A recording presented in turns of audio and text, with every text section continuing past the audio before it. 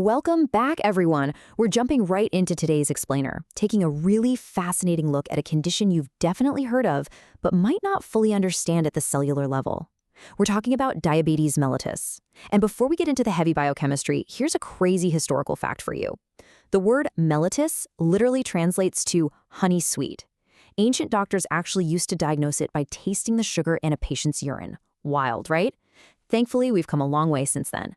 Today, we're going to break this condition down from first principles. It's an incredible journey into human metabolism. And by the end of this, you'll have a crystal clear understanding of exactly how and why this systemic breakdown happens. Let's get started.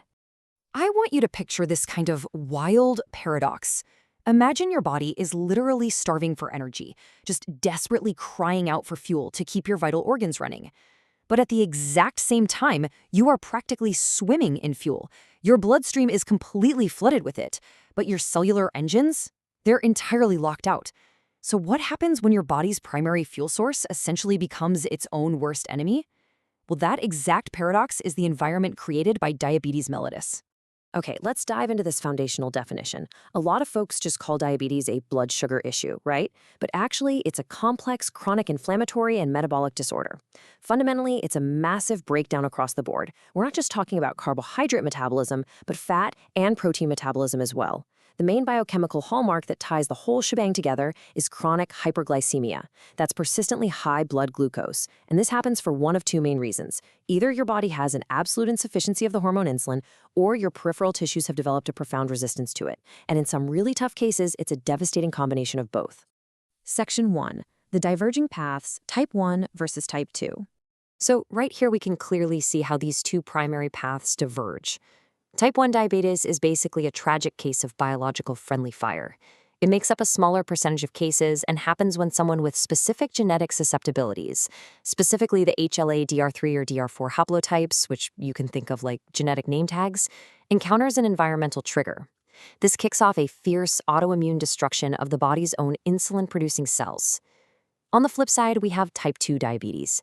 This accounts for a staggering 90 to 95% of all diagnosed cases. This path is driven by a very strong genetic heritability, up to 70% concordance in identical twins, combined with a slow, grinding metabolic breakdown. It starts with peripheral tissues resisting insulin and ultimately ends with the utter exhaustion of the pancreas. Now, what's really interesting about this pathway is how the autoimmune cascade actually plays out for type 1. It begins with that genetic and environmental susceptibility we just talked about, flowing straight into immunological priming. What happens next is a condition called insulitis. This is where mononuclear cells literally infiltrate the pancreatic islets. It is a highly targeted, T-cell-mediated attack on the beta cells specifically. Those are the exact cells responsible for making your insulin.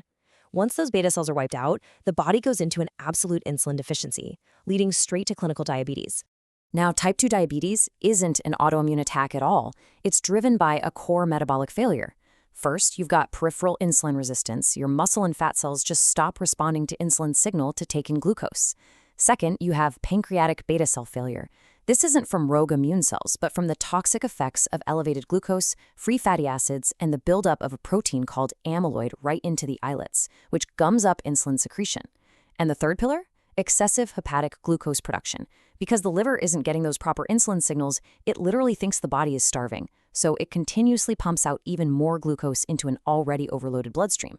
Now, historically, this was known as the metabolic triumvirate, but modern science has actually expanded this into the ominous octet, revealing that the kidneys, gut, brain, and alpha cells are also deeply complicit in this glucose chaos. But it absolutely all starts with these three core failures. Let's walk through exactly how this builds over time, because it really is a tragic timeline of a system desperately trying to keep things in balance. Step 1, the peripheral cells develop resistance. They're just ignoring the insulin keys that are trying to unlock them. Step 2, because those cellular doors won't open, the body's demand for insulin skyrockets, and the pancreas kicks into serious overdrive. Step 3, the pancreas tries so hard to keep up with this massive demand, but gradually, under the toxic stress of high glucose and lipids, it just begins to lose its functional capacity. And finally, step 4, complete beta cell failure. The organ is utterly exhausted. And this right here is exactly why type 2 diabetes is known as a progressive disease. Section 2. The toxic fallout. Mechanisms of hyperglycemia. So what actually happens when the pancreas fails and all that excess glucose is just stranded in your bloodstream? Well, it doesn't just sit there doing nothing. It becomes incredibly destructive. There are 4 major biochemical pathways driving this damage. First, glucose physically sticks to proteins without any enzymes even being involved. It's kind of like caramelizing sugar on a hot stove, a process called non-enzymatic glycation. This forms advanced glycated end products, appropriately acronymized as AGs, which build up in tissues and drive chronic inflammation. Second, an enzyme called aldose reductase converts excess glucose into sorbitol.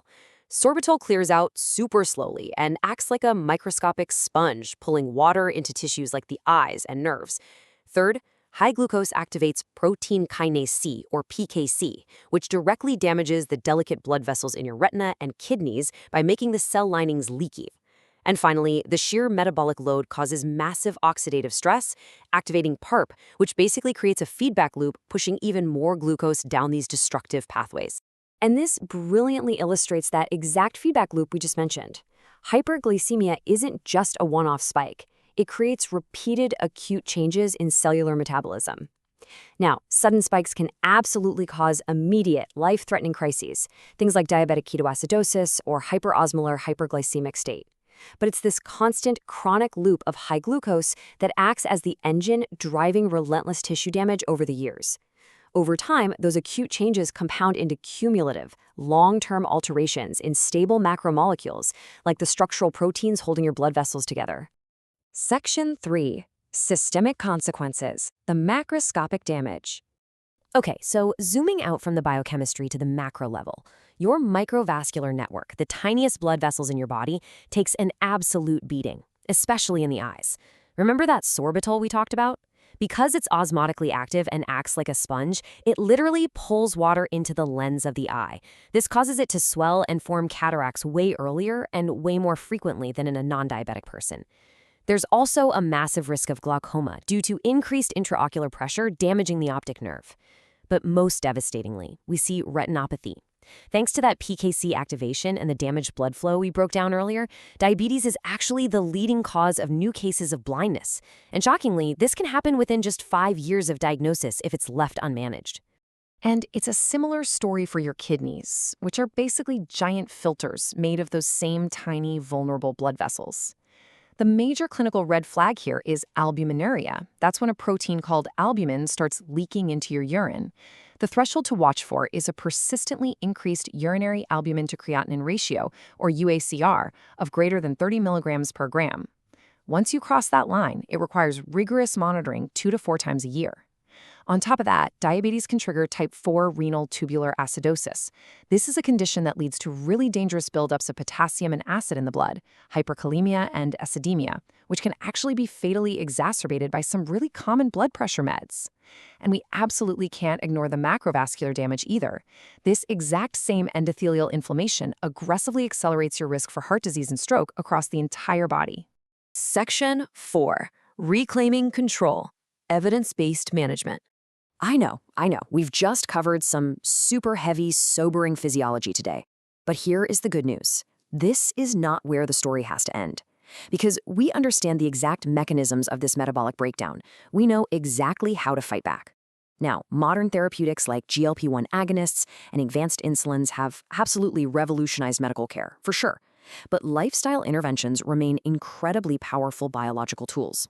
By targeting just a relatively modest 7% reduction in initial body weight, adopting a Mediterranean or DASH diet focused on whole grains, and cutting out refined processed foods, and committing to 150 minutes of moderate physical activity, like brisk walking, every week, you are literally altering your cellular environment. Exercise directly improves peripheral insulin sensitivity. It literally forces those closed cellular doors to open up and absorb glucose. And at the same time, it reduces the abdominal fat that drives all that systemic inflammation. So the absolutely crucial point to take away here is that our metabolic destiny is not set in stone. By understanding the first principles of how our cells process fuel, we unlock the power to intervene. If our daily nutritional and physical choices can directly reprogram our body's sensitivity to its own fuel, stopping that toxic accumulation of glucose in its tracks, what changes will you make today to protect your cellular engines tomorrow? Thank you so much for hanging out with me for this explainer. Keep learning, stay curious, and I'll catch you next time.